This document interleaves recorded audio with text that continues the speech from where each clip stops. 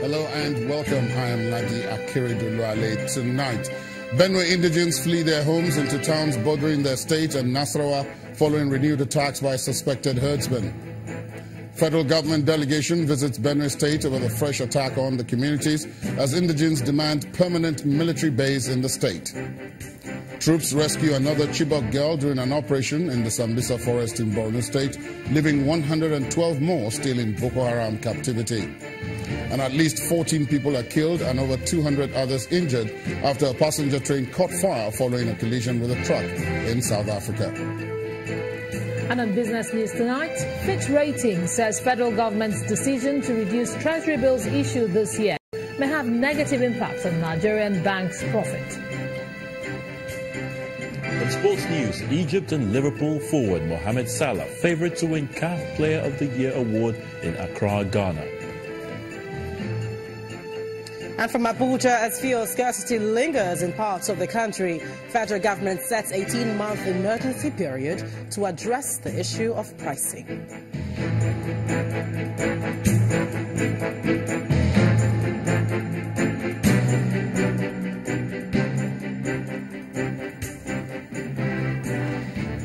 We begin tonight with the fallout of the New Year's Day attack on two communities in Benue State, where suspected herdsmen killed at least 33 people. Now, residents of those villages and other nearby communities are fleeing their homes to neighboring Nasarawa State because of the rising tension. Unfortunately, their migration to border communities in neighboring Nasarawa State is also building up another form of tension. But the Nasarawa State government and security agencies say they are interfacing and will bring perpetrators of the attacks to justice. What does anyone expect after a deadly attack of the magnitude witnessed in Benue State on New Year?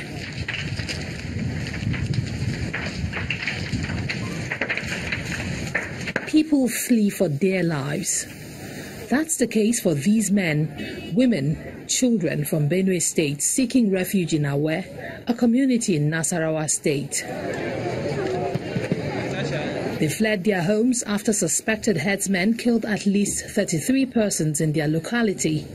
The migration is already causing tension in our community, throwing both refugees and residents into apprehension.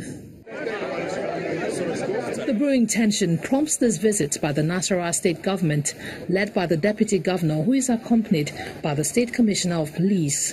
We are doing the best we can in the circumstance we find ourselves to address the needs of our people. And that we will do as a responsible government, pending when we interface with the relevant authorities from Benue State and from the federal authorities. There is intensive patrol and a lot of surveillance are put in place. My counterpart in Benue, the Commissioner of Police in Benue, I'm in constant touch with him, and we are synergizing, we are strategizing, and we're updating our strategies and our plans. We join heads together with the view to totally curtail this issue, while the political leaders are doing their part too. This tension has also given rise to a meeting between heads of security outfits in both states to fashion out a lasting solution. Stakeholders in the security that you've seen here today, they are here to find a common ground to ensure that those who take laws into their hands by any means are brought to justice. The next action to be taken has been discussed. You will see a robust security all round to ensure that lives and properties are safe. This is not the first time such promises would be made. What the people of Benue want at this time is that action is taken to stop the killing of the people. Meanwhile, the Minister of Interior, Abdurrahman Dambazao, today visited Makurdi, the Benue State capital, to see to the implementation of the presidential directive that all security agencies must ensure an end to the Benue killings. The minister also held a town hall meeting with stakeholders in the state, including families of victims of the attacks. But some aggrieved mothers are asking the president to pronounce armed herdsmen as terrorists and treat them like their Boko Haram counterparts. It's the first visit of a federal government delegation to Benue State since the killings started again. The Minister of Interior, Mr. Abdurrahman Dambazau, leads the team to visit the survivors of the New Year attack at the Benue University Teaching Hospital, Makurdi. Some of them are still in critical condition as the medical team keep up with the pace of tending to the injured. When they're done with that, the minister moves to the government house for a briefing with stakeholders. But hundreds of protesting mothers whose loved ones were killed have more actionable demands they want the president to agree to. You see what I wear on my t-shirt? It's a baby of less than 2 years, teared apart by a human being who I believe does not have a heart. I don't think he's human. This child has no crime. He doesn't know who is the politician or who is not. The 250 children here were not killed, but were taken to Sambisa Forest, where many parents today, many families today have discovered their people and they are rejoicing. Yes. But in our case, our people are killed and slaughtered like goats. The governor of Benue State, Samuel Otom, reminds the minister that the open grazing prohibition law, which Mieti Allah Katahore vowed to resist, adequately addresses the conflict between herders and farmers. The fact that cattle rearing is also a form of agriculture.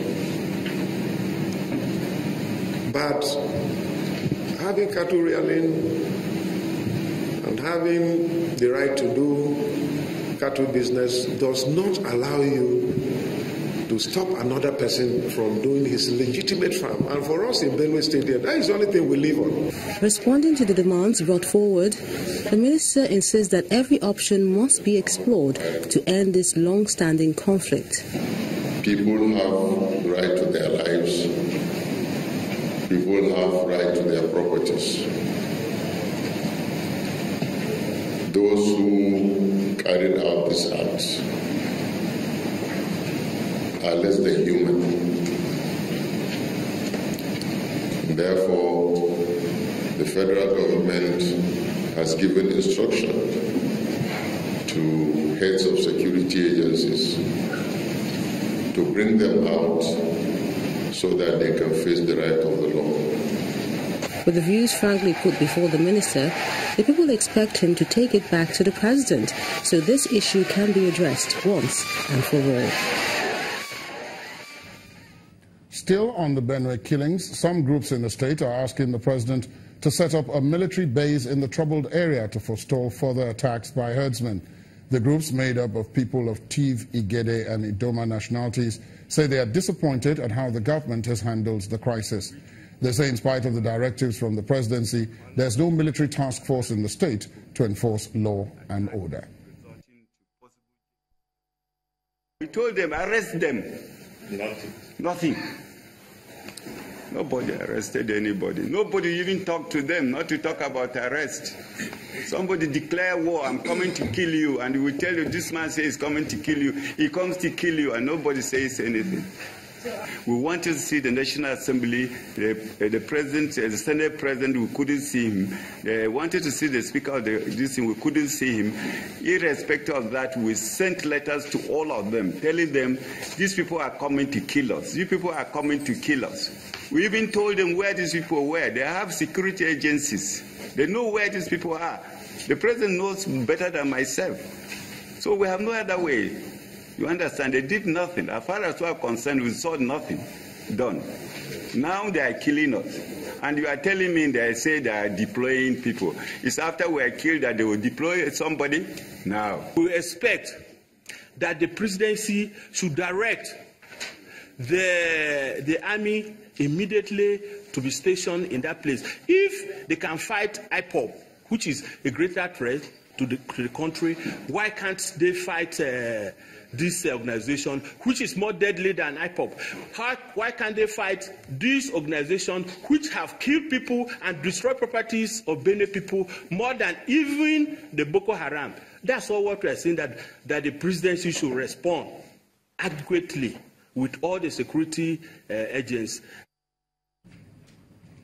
Leaving the Benue killings for a moment, the River State Police Command has been explaining the state of its investigation into the killing of 17 people returning from a midnight service in Ogba, Egbema, Ndoni local government area of the state on the first day of 2018.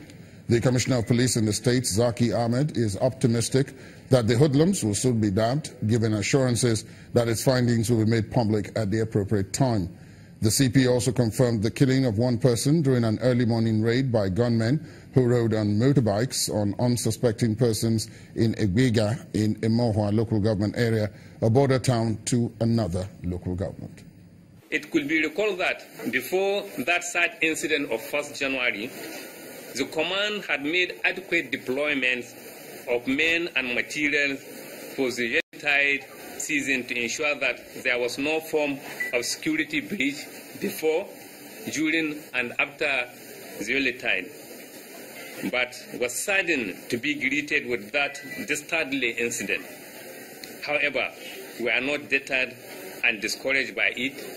A serious manhunt has been launched for the arrest of the perpetrators, and I can assure you that they will be arrested and brought to justice soonest. I wish to appeal to the members of the public to continue to have confidence in our ability to protect their lives and property. Yes, I can confirm that there was some people came on this motorbike and attacked some people and run away on their motorbike. So how many guys? Yes, one person was hit. In a bid to ease the movement of goods around the country and also to decongest the nation's seaports, the federal government has commissioned the first inland dry port in Kakuri, Kaduna State. President Muhammadu Buhari says government is committed to the development of inland dry ports in the country in order to eliminate gridlock around the nation's seaports and also create employment. Of doing business remains a priority of the federal government as the government commissions 2 locomotives and 10 coaches at the Rigasa train station in Kaduna State. Thank you very much. Setting the tone for the event, the Minister of Transportation explains the reason for the commissioning. This indeed is a clear demonstration of this government's commitment to accomplish a functional and efficient national infrastructure, of which a functional railway transport system is key. Shortly before commissioning the locomotives and coaches, President Muhammadu Buhari reaffirms government's resolve to pursue rail development in the country.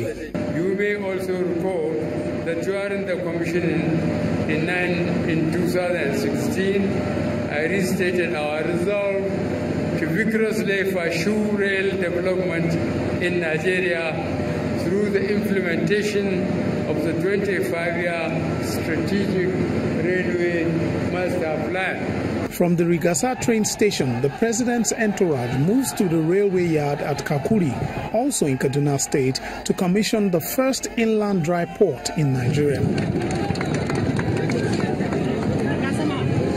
At the inland dry port, the Minister of Transportation and the Governor of Kaduna State list the economic benefits of the port.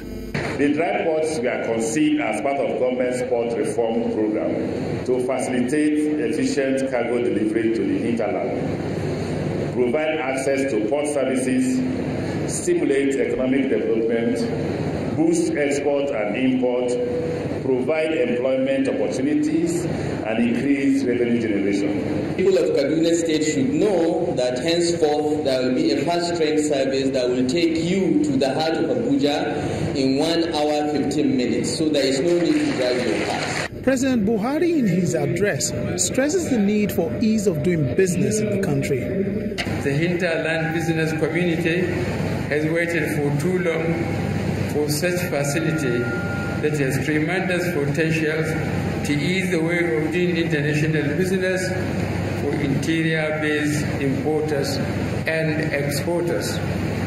With the commissioning of additional locomotives and coaches, movement of goods and passengers along the Abuja-Kaduna route will now take 75 minutes, just as the inland dry port complements the business of importation. In part two after the break, as fuel scarcity lingers in parts of the country, federal government sets 18-month emergency period to address the issue of pricing. Please stay with us.